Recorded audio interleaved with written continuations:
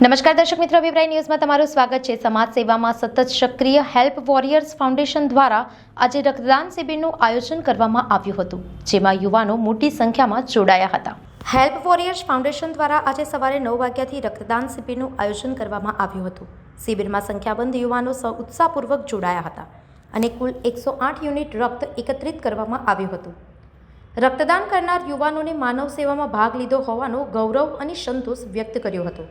Help warriors foundation દ્વારા રક્તદાન ઉપરાંત શૈક્ષણિક સહાય, પર્યાવરણલક્ષી કાર્યો સહિત વિવિધ સેવાકીય પ્રવૃત્તિઓ હાથ ધરવામાં આવે છે। યુવાનોના આ સેવાભાવી કાર્યને બિરદાવવા સ્થાયી સમિતિના પૂર્વ ચેરમેન ડૉક્ટર હિતેન્દ્ર પટેલ સહિત અનેક મહાનુભાવો ઉપસ્થિત રહ્યા હતા અને સંસ્થાના કાર્યની પ્રશંસા કરી હતી।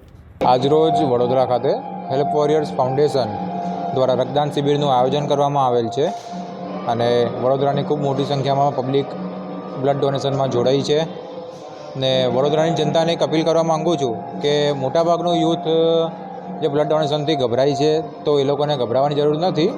આપણે બ્લડ ડોનેશન કરીએ છીએ જેથી આપણું સ્વાસ્થ્ય બી સુધરે છે, રક્ત નવું બને છે અને રક્તદાનથી મોટું કોઈ દાન નથી હોતું। એટલે તો તમે રક્તદાન કરો છો તો બીજા 3 વ્યક્તિના તમે જીવ બચાવી શકો છો। તો એક અપીલ છે કે આવો આપણે સૌ મળીને રક્તદાન કરીએ। સંવાદદાતા સાથે અભિપ્રાય ન્યૂઝ, વડોદરા।